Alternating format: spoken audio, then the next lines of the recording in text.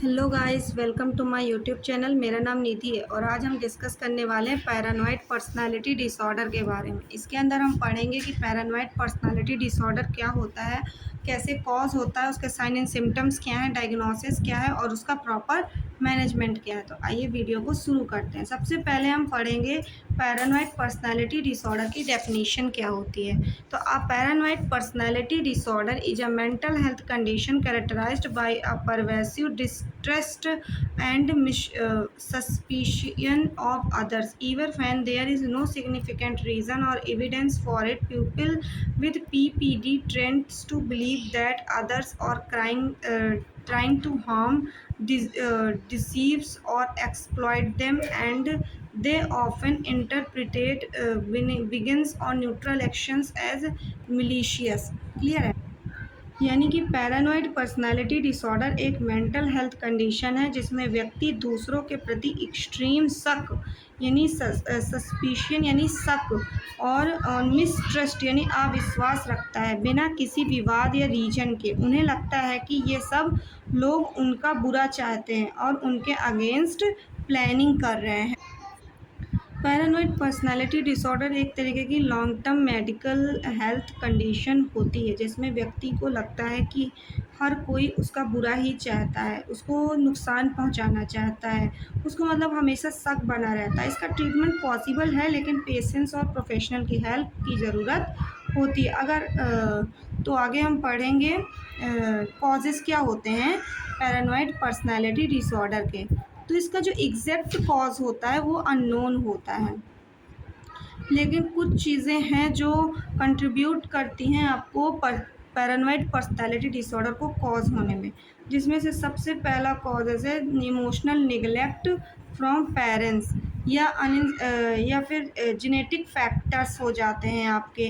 जैसे कि अगर फैमिली में किसी को पर्सनालिटी डिसऑर्डर या मेंटल इलनेस रही हो तो चांसेस बढ़ जाते हैं कि वो आपको भी हो सकता है। या फिर एक्सट्रीम स्ट्रेस इन चाइल्डहुड या अनस्टेबल होम एनवायरनमेंट या इमोशनल निगलेक्ट फ्रॉम पेरेंट्स, यानी कि जैसे कि एब्यूज़, निगलेक्ट या इमोशनल रिजेक्शन होना, फिज़िकली एब्यूज़ होना या फिर aggressive behaviour from parents in childhood. यानी कि अगर पेरेंट्स ने बचपन में ओवर कंट्रोल किया हो या इमोशनल या कोल्डनेस दिखाई हो, या फिर ऐसा इन्वायरमेंट में पलना जहां हर वक्त डिस्ट्रस्ट और इनसिक्योरिटी हो। क्लियर है?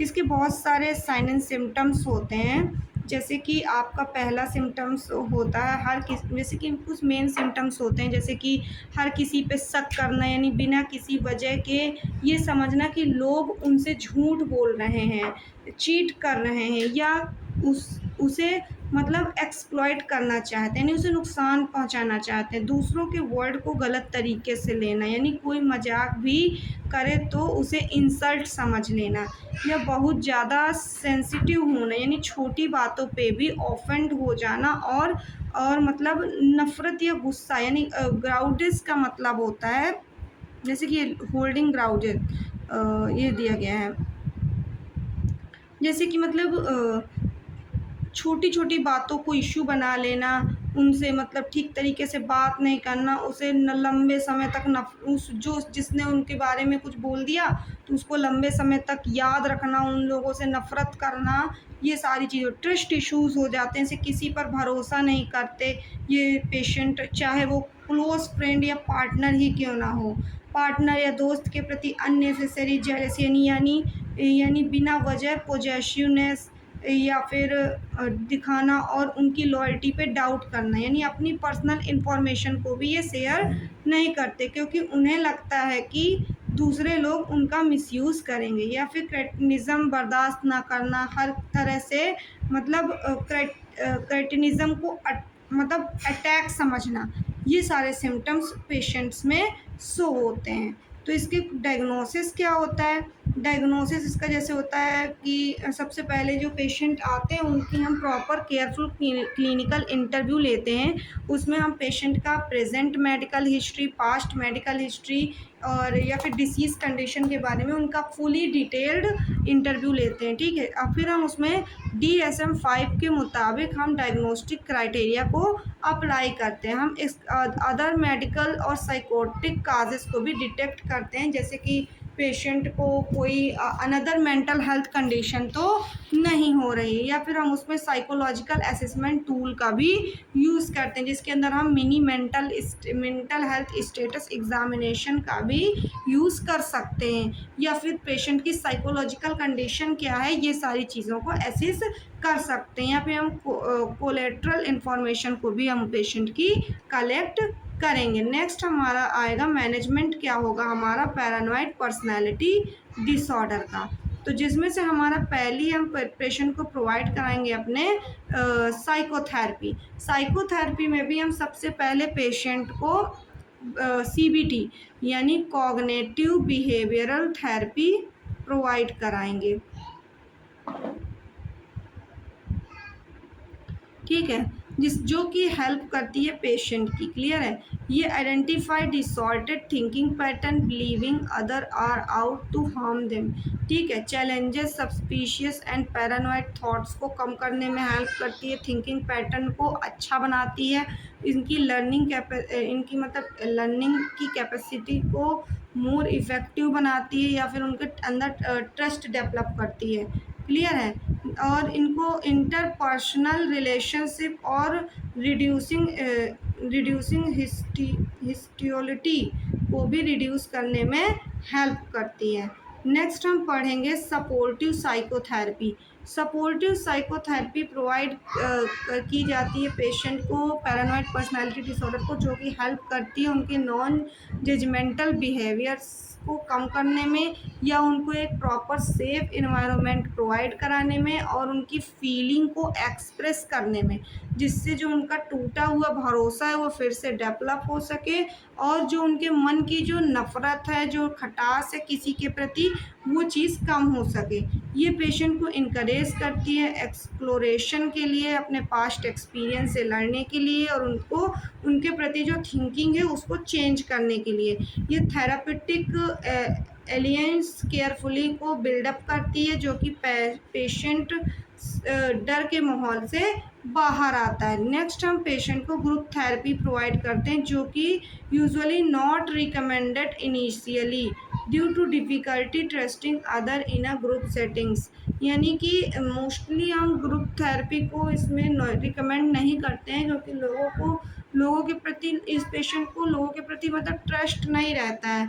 तो हम ज़्यादातर उनके ट्रस्ट को बिल्डअप करने के लिए, हम लोगों से बातचीत करने के लिए बोलते हैं, तो बातचीत करेंगे जिससे कि उनके मन की जो साइकोलॉजिकल कंडीशन है वो प्रॉपर हो सकेगी, और लोगों के अंदर जो दूसरों के प्रति जो मतलब नफ़रत है या गुस्सा है वो चीज़ कम हो सकेगी, और इसके कारण उसका जो मतलब माइंड है वो भी ठीक रहेगा, और उसका मतलब सोचने समझने की जो थिंकिंग प्रोसेस है वो भी ठीक हो सकती है। नेक्स्ट हम पेशेंट को फार्माकोलॉजिकल मैनेजमेंट में हम सबसे पहले पेशेंट को एंटी साइकोटिक ड्रग प्रोवाइड कराएंगे, ठीक है। इसकी लो डोज ही प्रोवाइड कराएंगे। ये जो में severe paranoid ideation of transit psychotic episodes आते हैं, या फिर जो पेशेंट को साइकोटिक एपिसोड्स आते हैं उसमें ये साइकोटिक एपिसोड्स को कम करने में हेल्प करेगी। हम पेशेंट को एंटी डिप्रेशन ड्रग प्रोवाइड कराएंगे, जो कि पेशेंट को डिप्रेशन और एंजाइटी को रिड्यूस करने में भी कम करेगी, हेल्प करेगी। नेक्स्ट हम पेशेंट को एंटी ऑक्सीलाइटिक प्रोवाइड कराएंगे, जो कि पेशेंट को शॉर्ट टर्म एंजाइटी सिम्टम्स को रिड्यूस करेगी, और इसको हम लेकिन लंबे समय तक अगर हमें इन्हें लंबे समय तक यूज़ करने से रोकना होता है। नेक्स्ट हम पेशेंट को मैनेजमेंट ऑफ कॉम्बिडेड कंडीशंस क्या हो सकती हैं, जिसमें बहुत सारे पेशेंट के को कॉम्बिडेड डिसऑर्डर्स होते हैं, जैसे कि डिप्रेशन या सब्सटेंस यूज डिसऑर्डर या फिर एंजाइटी डिसऑर्डर।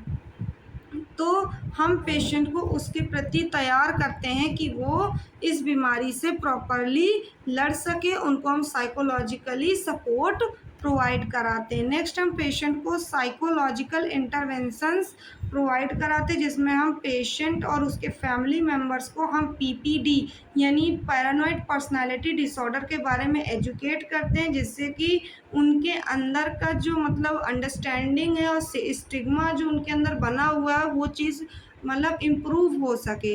वो मतलब कि इससे रिलेटेड जो कॉपिंग स्ट्रेटजीज़ हैं वो उनको सुधार सके, उनको पढ़ सके, जिसके कारण उसका जो टूटा हुआ विश्वास है वो फिर से बिल्डअप हो सके और उसकी जो इंटरपर्सनल रिलेशनशिप से रिलेटेड जो डिफ़िकल्टीज़ हैं वो भी ट्रीट हो सके। हम पेशेंट को इनकरेज करते हैं कि वो अपने डेली रूटीन्स को ठीक करे, जिससे कि उसका स्ट्रेस लेवल और जो उसका पैरानोसिया है वो कंडीशंस प्रॉपरली रिड्यूस हो सकें।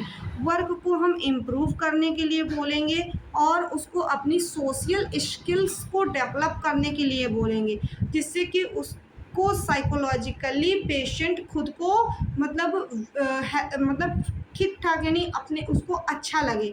इसीलिए हम उसको properly psychological intervention psycho social interventions भी प्रोवाइड कराते हैं। नेक्स्ट हम पेशेंट को लॉन्ग टर्म मैनेजमेंट फॉलोअप करने के लिए बोलते हैं, जिसमें हम पेशेंट को usually long term treatment provide कराते हैं।